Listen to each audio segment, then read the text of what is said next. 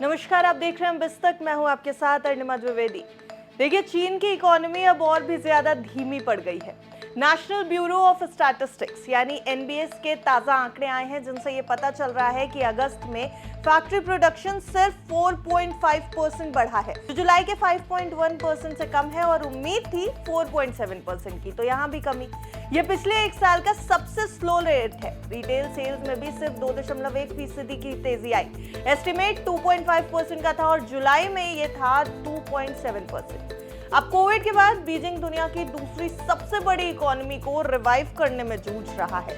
Property sector में date crisis, exports पर दबाव और कंज्यूमर कॉन्फिडेंस कम होने से लोग खर्च भी कम कर रहे हैं। इससे 2025 का ऑफिशियल 5% ग्रोथ टारगेट खतरे में है।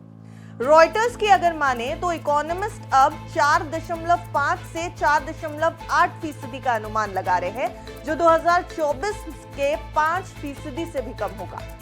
एनबीएस के चीफ इकोनॉमिस्ट फू लिंगहुई ने कहा कि घरेलू मार्केट में सप्लाई तो स्ट्रांग है, लेकिन डिमांड वीक है, जिससे कंपनियां मुश्किल में हैं। 2025 में रिकॉर्ड गर्मी और मॉनसून ने मैन्युफैक्चरिंग को हिट किया है।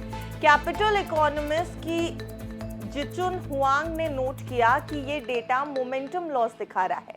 कुछ वेदर की वजह से है, लेकिन ग्रोथ स्लाइड कर रही है। पॉलिसी मेकर्स पर सपोर्ट बढ़ाने का प्रेशर है। प्रॉपर्टी सेक्टर की हालत खराब है। अगस्त में न्यू होम प्राइसेस में बड़ी गिरावट आई है। 2014 के बाद सबसे ज्यादा है ये गिरावट। अब जनवरी अगस्त में प्रॉपर्टी इन्वेस्टमेंट 10.2% डाउन भी रहा। ये सेक्टर कभी जीडीपी का 1/3 हुआ करता था, लेकिन अब क्राइसिस में फंसा हुआ है। शहरी बेरोजगारी 5.3% हो गई है, जुलाई के 5.2% से ऊपर, और यूथ अनएम्प्लॉयमेंट काफी हाई है। यूएस चाइना ट्रेड टेंशंस ने हालात बिगाड़ दिए हैं। 2024-2025 में दोनों ने हाई टैरिफ्स लगाए, लेकिन अब 90 दिन का पॉज है। यूएस पर 30%, चीन पर 10%।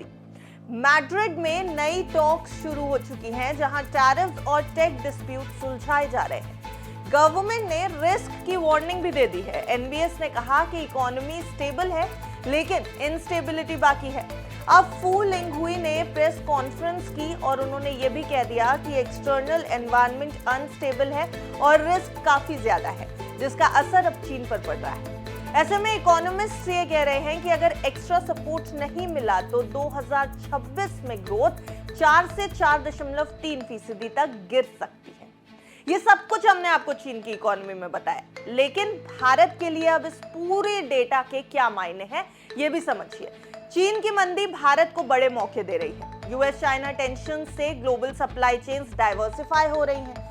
भारत पीएलआई स्कीम से इलेक्ट्रॉनिक्स, टेक्सटाइल्स और फार्मा में ग्लोबल कंपनियां अट्रैक्ट कर सकता है। एप्पल ने भारत में आईफोन प्रोडक्शन बढ़ा दिया है। इसके अलावा एक्सपोर्ट्स में भी फायदा हो रहा है। देखिए, चीन के स्लोडाउन से भारत टेक्सटाइल्स, केमिकल्स और ऑटो पार्ट्स में ग्लोबल मार्केट शेयर तेजी से ले सकता है। 2024-25 में भारत की एक्सपोर्ट ग्रोथ 7% रही है और ये एक पॉजिटिव इंडिकेशन है। इसके अलावा एफडीआई का चांस है। चीन में कॉन्फिडेंस डाउन होने से इन्वेस्टर्स भारत आ रहे हैं। भारत का स्टेबल एनवायरनमेंट और डिजिटल इकोनॉमी, जैसे कि यूपीआई और स्टार्टअप्स, इसे काफी अट्रैक्टिव बनाते हैं। 2024 में एफडीआई $60 बिलियन से ऊपर रहा है। ग्रीन टेक में भी भारत अब लीड ले सकता है। चीन की सुस्ती से भारत रिन्यूएबल एनर्जी में काफी आगे निकल सकता है। भारत की सोलर विंड कैपेसिटी 150 गीगावाट के करीब है। इसके अलावा चीन का प्रॉपर्टी क्राइसिस भारत को रेरा को और सख्त करने की सीख भी दे रहा है। यूथ अनएम्प्लॉयमेंट की चेतावनी भारत के लिए भी यहाँ खड़ी है, जहां 2023 में ये 10% से ऊपर थी सीएमआईई डेटा के मुताबिक। उसके अलावा स्किल इंडिया और स्टार्टअप इंडिया को अब और बूस्ट करने की जरूरत है। वेदर डिस्पर्जन्स के लिए क्लाइमेट रेजिलिएंट इंफ्रास्ट्रक्चर भी जरूरी है। ऐसे में भारत क्या करे? देखिए, टैक्स कट्स और कैश ट्रांसफर से डिमांड बढ़ाने की बात कही जा रही है। लॉजिस्टिक्स और पोर्ट्स अपग्रेड करके एक्सपोर्ट्स को स्पीड अप करना होगा और स्किलिंग से जॉब्स क्रिएट करने होंगे। अगर भारत स्मार्ट पॉलिसीज बनाएगा तो चीन की इस बढ़ती मंदी का फायदा उठाकर ग्लोबल लीडर बन सकता है। फिलहाल चीन के आंकड़े तो उम्मीद के मुताबिक नहीं रहे, यहाँ स्लो डाउन दिख रहा है, लेकिन ये स्लो डाउन भारत के लिए बड़े मौके खोल रहा है। आपको क्या लगता है, चीन की इकोनॉमी पे ये जो रिपोर्ट हमने आपके सामने रखी, इस पर आपकी क्या राय है? कमेंट सेक्शन में जरूर बताइएगा। देखते रहिए विस्तार।